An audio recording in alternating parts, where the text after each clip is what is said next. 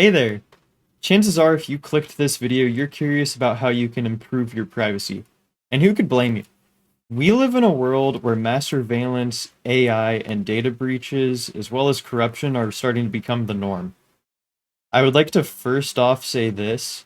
I hate the argument some people have when it comes to privacy, where they say, oh, well, if you have nothing to hide, then you have nothing to fear. That right there is a load of shit. Privacy is not a crime, and just because taking a shit isn't against the law, doesn't mean you're going to leave the bathroom door open for anyone to see. This video will be divided into 5 different categories, with subcategories that highlight any available options and how to properly execute them. We'll be covering encrypted email and private messengers, secure and private password managers, trustworthy VPN providers, how to secure your devices, and building your privacy toolkit. I have time-stamped them so you can fast forward to whichever category you want in the case that you already know one or more of these things. So with that being said, let's get right into it. A lot of people have been connecting the dots recently that big tech views you as the product and does not respect your privacy or your data. The best way to remedy this is to build a good foundation for privacy and security. I think the best place to start is with encrypted email services and private messengers. Everyone uses email, whether it's to contact people or sign up for websites and services. So let's go ahead and start with that. There's a few options that I'm going to cover, 2 of them in this video. One of them is Proton Mail, which you may have heard about, and another option is Tuda. Starting with Proton. Proton Mail is an email service that uses end-to-end encryption and zero-access encryption, meaning only you and the recipient have access to your emails and attachments. This isn't the case with email providers such as Gmail or Outlook, where your emails are not encrypted and can easily be viewed by Google, Microsoft, or any third-party companies that they may sell your data to. Proton also protects you from email trackers by blocking them automatically. These trackers are able to tell advertisers or whoever sent them to you what you read, what you click on, and they also have the ability to track you across the web to other sites you might visit. It's completely free and open source and has audits done regularly to make sure that their security is top notch. They do offer a subscription that includes a bunch more goodies, one of which I'm using to write the script actually, but it's not required to use the service, and I personally use their unlimited plan. Tuda shares a lot of similarities, but it focuses on just being an email service as well as a calendar.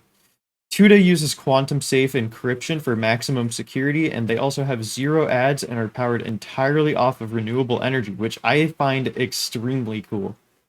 They are also free and open source and offer a subscription for extra goodies if you desire. Both of these are great options to use. For private messengers, I really like Signal and Session. Signal is completely free and open source, and it's a zero compromise experience in the sense where you don't really miss out on any features. On top of being fully encrypted, you can use it for photos, voice memos, texting, calling, and they even let you send and upload your own stickers. They do require a phone number to sign up, but that's really my only complaint. Session is also free and open source. It's also fully end-to-end encrypted, but it has a few extra tricks up its sleeve. One is that you don't need a phone number to make an account, not even an email either. Instead, it generates a seed phrase similar to a crypto wallet, and that is what you use to create your account and sign in. Messages are sent through onion routing based on community-hosted nodes. This messenger is super secure, but some features like video calls, voice memos, and things like that are still in beta currently. There's also paid options out there like Threema, but it's kind of hard to recommend something like that because convincing your friends and family to replace their main texting app with a paid option is essentially like talking to a brick wall. It's just not going to happen, but that is an option out there. You can also donate to Signal or Session because they are nonprofits and it helps them continue to operate. Next up on the list, though, is password managers. First up on the list is KeePass XC. This is probably one of the more secure password managers out there because it is cloud-free and stores your passwords locally. You could totally put this on an air-gapped PC or in a virtual machine without any internet access to be even more secure. If you don't know what a password manager is, it does exactly what it says it does. That's right, you guessed it. It manages your passwords. It creates strong passwords and stores them for you so you don't need to remember them or write them down, which I still recommend doing sometimes. It can be used to store usernames, card information, emails, and more. KeePass XC generates very strong passwords and is fully open source and cross-platform. The only downside, though, of it being super secure and storing all your passwords locally means that your passwords will not sync between multiple devices, and you'll have to manually copy the database file to each device you own and make sure that you can unlock that database and update the passwords anytime you add a new one to it. You are fully control of your data here, and your passwords are fully encrypted at all times. And you do need that master key that you set at the beginning to unlock the password manager. This basically just unlocks the database file, and that is what you need to do on any device you have that shared file on. But it is one of the most secure methods out there.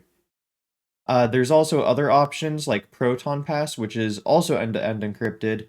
It's also zero knowledge, so Proton can't even access it, but it allows you to sync your passwords in the cloud across any devices securely, and it's also free and open source and has a browser extension for ease of use.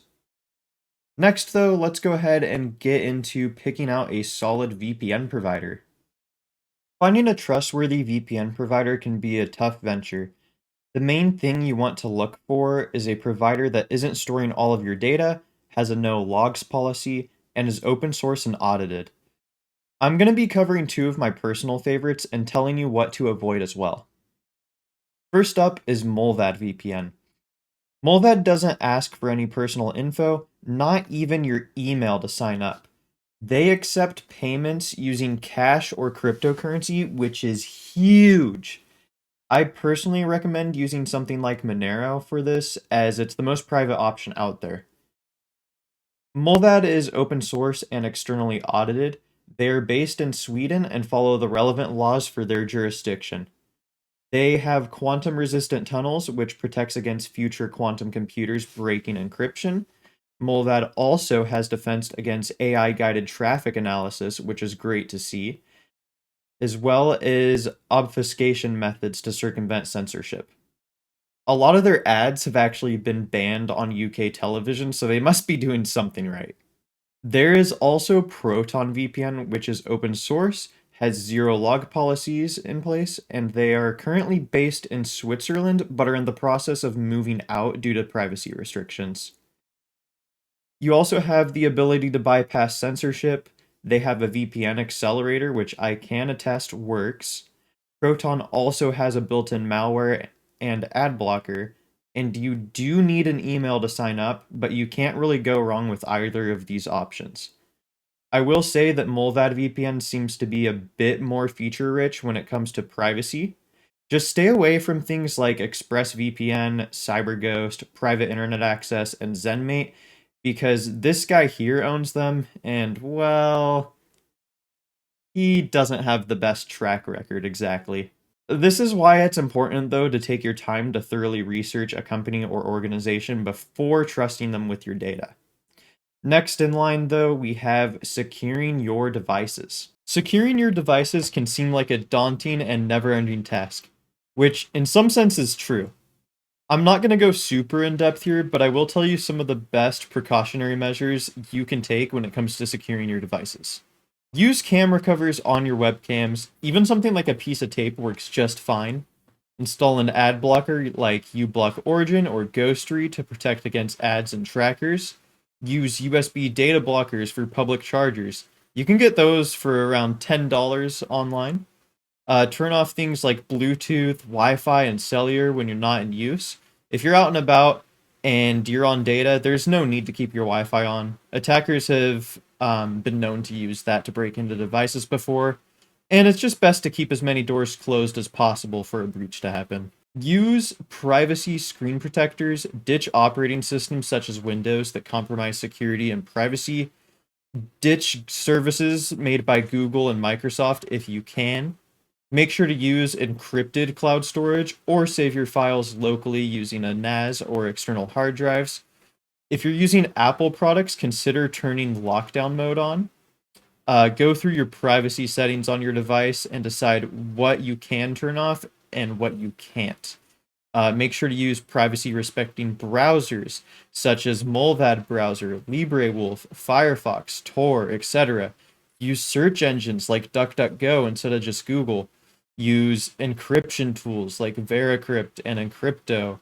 And consider using physical 2FA keys like YubiKeys instead of a web app. There's a lot you can do to improve your privacy and security. If you want even more security, you could do custom OSs like Graphene OS, or do what I did and flash custom firmware like LibreBoot and ME Cleaner to your BIOS chips, like I did with my ThinkPad. If you want a tutorial on flashing that, by the way, let me know. I can get another ThinkPad and make a tutorial for that.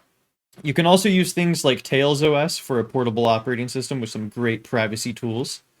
The point that I'm trying to make, though, is there is a lot you can do to secure your devices, but just keep in mind that no method is foolproof, and you trade convenience for security. That is the trade-off. And it's still a good idea to exercise caution and use good practices to remain private and secure. The best thing you can do really is do multiple combined methods to build your own digital fortress that works for you. Um, there is a ton of information that I just spewed out there, but slow down the video, research what I said, see if it's something you want to do, and then go from there. What I'm going to talk about now, though, is your privacy toolkit.